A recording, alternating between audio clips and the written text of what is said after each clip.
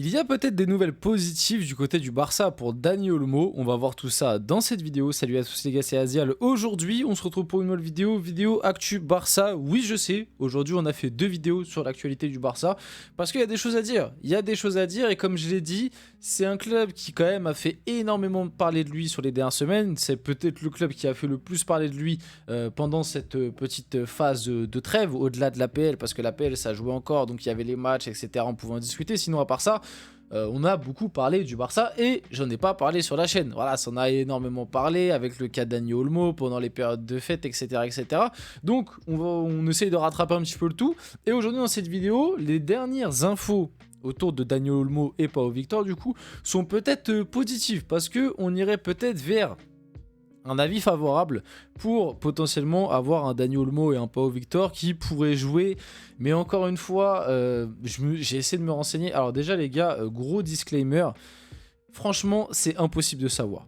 Je vous le dis direct et tout de suite, ne croyez absolument pas, et même d'ailleurs de moi, il faut prendre des pincettes. C'est pour ça que moi en fait j'essaye d'être le plus général, parce que même si tu rentres en profondeur, en fait on ne sait pas.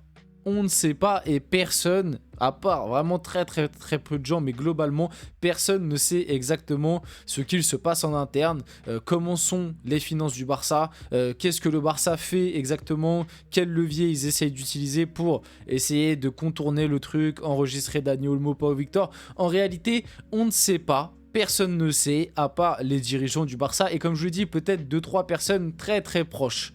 Mais n'écoutez pas tout ce que vous voyez sur les réseaux, par des relais Twitter, parce que tout ça, ça reste du clubisme ou alors une manière aussi d'enterrer le Barça, comme de vouloir essayer de le glorifier. Bref, vous avez compris, ce genre d'histoire, c'est au-delà du foot. Tu vois, là, il n'y a vraiment pas d'analyse à avoir, c'est des chiffres, etc. C'est vraiment très compliqué pour nous. Et d'ailleurs, les supporters du Barça s'en rendent compte parce que je crois que, un peu comme les supporters lyonnais, il y a la moitié des supporters du Barça qui sont tous devenus comptables. Voilà, c'est là. Tu parles avec un supporter du Barça maintenant, il te parle de dividendes, voilà, il est devenu expert comptable, un peu comme les Lyonnais, voilà, c'est pareil, il te parle de groupe, voilà, de Eagle Group, mais c'est pas Eagle Football, mais c'est pas, tu vois, c'est pareil, c'est le même combat. Les Lyonnais et les Barcelonais, ils sont tous devenus gérant de banque, je sais pas, banquier tout simplement, mais voilà. Donc avant que la vidéo commence, on va y aller dès maintenant. N'hésitez pas à liker, commenter, partager, vous abonner, ça fait toujours plaisir, ça aide pour le développement de la chaîne. Et nous, du coup, on va pouvoir y aller et parler un petit peu de tout ça, de Dani Olmo, du Barça. Je l'ai déjà un petit peu fait dans l'autre vidéo. N'hésitez pas à aller la voir sur Rafinha qui a envoyé une petite bastos sur le club. À 7h, la fédération, qui ne semble pas bloquer l'inscription d'Olmo et Victor, confirme n'avoir encore rien reçu de la Liga. Elle attend depuis midi une réponse. Laporta a déjà remis toute la documentation à la Liga. Donc on se rappelle, de base, bon, pour vous refaire l'histoire, même si je pense que vous avez suivi, déjà, il y a un problème déjà qui remonte à l'été. Et ça, comme je l'ai dit, au bout d'un moment, Laporta va falloir qu'il rende des comptes parce que déjà dès cet été, normalement, Dani Olmo n'aurait pas dû et pas pu être inscrit. Il a réussi à être inscrit par rapport à une petite douille, j'ai envie de dire, grâce à la blessure de Christensen. Et tu avais ce problème depuis cet été et tu savais très bien, tu étais conscient que le problème, tu l'avais juste décalé à cet hiver. Parce que déjà, je le rappelle, dès cet été, quand le Barça recrute Dani Olmo, ils le savent qu'ils ne peuvent pas l'inscrire. Donc pourquoi le recruter et claquer 60 millions en prenant ce risque-là? Pourquoi? Pour l'image. Et c'est pour ça aussi que les fans du Barça, il ne faut pas... Et encore une fois, là ça fait très donneur de leçons, mais je suis personne pour vous en donner, mais il ne faut pas tomber dans le piège qui essaye de vous faire, justement de vous faire tomber Johan Laporta. Le Barça ne va pas bien financièrement. C'est pas vrai. Le Barça, bon là, voilà, applaudissements dans les bureaux parce que le Barça est revenu à 1 pour 1. Mais revenir à 1 pour 1, ça reste ridicule pour un club comme le Barça. ça reste ridicule. Alors oui, c'est mieux que ce qu'ils étaient juste avant, où ils étaient à moitié en interdiction de recrutement, on comprenait pas trop, je crois qu'ils étaient en 0,25, je sais plus quoi, bref. De toute façon, les finances du Barça, c'est des galipettes, c'est des magouilles, enfin, et quand je dis des magouilles, c'est pas des magouilles illégales, c'est juste que, tu vois, ouais, c'est des galipettes financières, on essaye de creuser le fond, un peu comme tous les grands clubs, on va pas se mentir, tous les grands clubs utilisent des petites magouilles, des petites ristournes, j'ai envie de dire, pour contourner un petit peu le tout. Voilà, City, le PSG, le Real aussi à des moments, tous les grands clubs en fait, tous les grands clubs. Mais le Barça, c'est très très chaud. C'est très très chaud parce que tu as recruté Dani Olmo en sachant que tu ne pouvais pas l'inscrire dès cet été. Et du coup, pareil pour Pau Victor. Même si Pau Victor, je pense que c'est un peu différent. Mais en tout cas, il ne peut pas être inscrit non plus. Donc c'est désormais officiel. La Liga et la Fédération espagnole refusent l'inscription de Dani Olmo et de Pau Victor. Tu le savais dès cet été, mais tu as quand même pris le risque de claquer 60 millions, sachant que les finances ne sont pas saines, de payer un salaire conséquent, juste pour l'image et récupérer un champion d'Europe sur qui il y avait une petite hype. Et en plus, il y avait l'histoire qu'il était formé au club. C'est tout. C'est tout. Et c'est pour ça, je pense aussi, peut-être qu'un Nico Williams n'a pas voulu signer cet été. Et qu'il a préféré attendre encore un an, justement pour voir comment les finances du Barça allaient évoluer. Et on se rend bien compte, et comme l'a très bien dit Rafinha, moi je suis joueur de foot à l'heure actuelle, le Barça me veut, je n'y vais pas. Je ne signe pas. Je prends pas le risque. Même si Rafinha le dit, oui, moi je l'ai pris, mais la plupart des joueurs de foot, ils sont pas fous. Ou alors si, il y en a, ils vont prendre le risque de venir, et au pire, ils vont se dire, ah bah je joue pas, bah comme vous avez de la chance que Dani Olmo, il est très sympa. Et qu'il ne veuille pas partir.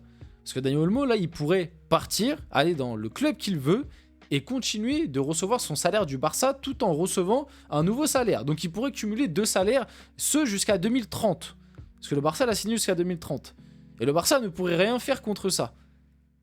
Et le Barça aussi va devoir payer les 60 millions à Leipzig, alors que ça se trouve, le joueur va se barrer libre dans 2 semaines. Même si pour l'instant, il a dit que non. Mais on ne sait jamais. C'est complètement dingue. Bref. Il y a aussi eu ça, Lunaire, Gérard Oula, j'ai un peu bégayé. Gérard Romero plutôt, montre le statut WhatsApp de Joan Laporta. La Fédération espagnole de football, après avoir écouté les arguments du FC Barcelone, convient que l'article 130.2 du règlement de la Fédération espagnole de football ne s'applique pas au cas de Dani Olmo et Pau Victor, car l'annulation de l'inscription des joueurs n'a pas été faite par la volonté du club, comme l'indique cet article, mais plutôt par des facteurs indépendants de la volonté du club et contre sa volonté. C'est un fait indiscutable que le club et les joueurs souhaitent continuer avec Barcelone tout au long de la saison. Cette interprétation de la règle est cohérente avec l'objectif clair de cet article qui est de favoriser la stabilité des compositions d'équipe et de ne pas provoquer de changements injustifiés dans les listes des joueurs. Bon, grosso modo, le Barça essaie de... De toute façon, le Barça et Laporta vont essayer un maximum de jouer sur les articles, les lois, les règles pour essayer de récupérer Dani Olmo et Pau Victor sur la deuxième partie de saison. Mais encore une fois, le problème, c'est que là, ça parle aussi de vendre les sièges VIP.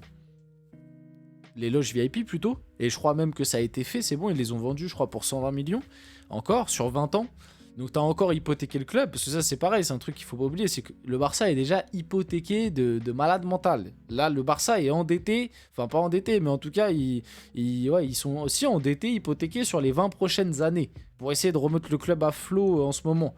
Je sais pas si vous vous rendez compte, le Barça, vraiment va falloir que le sportif suive sur les 10 prochaines années.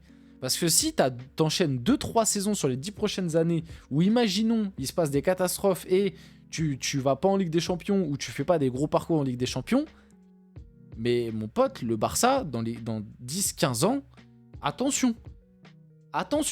Parce que là, t'as hypothéqué 25% de tes droits TV, t'as hypothéqué tes loges VIP, t'as hypothéqué le stade, et je sais pas quoi, t'hypothèques tout. T'as vendu des parts du club, t'as vendu levier économique, etc. Donc le Barça va saisir le Conseil supérieur des sports. Objectif, faire forcer l'inscription de Dani Olmo et Pau Victor pour qu'ils puissent jouer la seconde partie de saison. Et d'après les dernières nouvelles, le Conseil supérieur des sports va donner un avis favorable pour l'inscription de Dani Olmo et Pau Victor. Cet avis n'est pas définitif, mais temporaire et pourra permettre aux joueurs de jouer une éventuelle finale de Supercoupe d'Espagne par exemple. Donc en gros, là le Barça va essayer, tant que le verdict final n'a pas encore été donné parce qu'ils ont saisi la justice, et en gros là ils vont essayer de passer par le Conseil supérieur des sports pour que Dani Olmo et Pau Victor puissent jouer en attendant que la justice donne son verdict. Et donc, ils pourraient potentiellement jouer, comme c'est écrit là, par exemple, la finale de Supercoupe d'Espagne qui est dans 3-4 jours. Tu vois? C'est vraiment là, on marche sur des œufs, on sait pas trop où ça va. C'est un bourbier sans nom autour du Barça de Dani Olmo et de Pau Victor. Bon, pour le match de ce soir, Lamine Yamal sera disponible pour le prochain match du Barça, du coup, a confirmé Hansi Flick. Lamine s'entraîne depuis quelques jours, il est prêt, il pourra jouer demain. Donc voilà, on va finir la vidéo là-dessus autour des actus du Barça.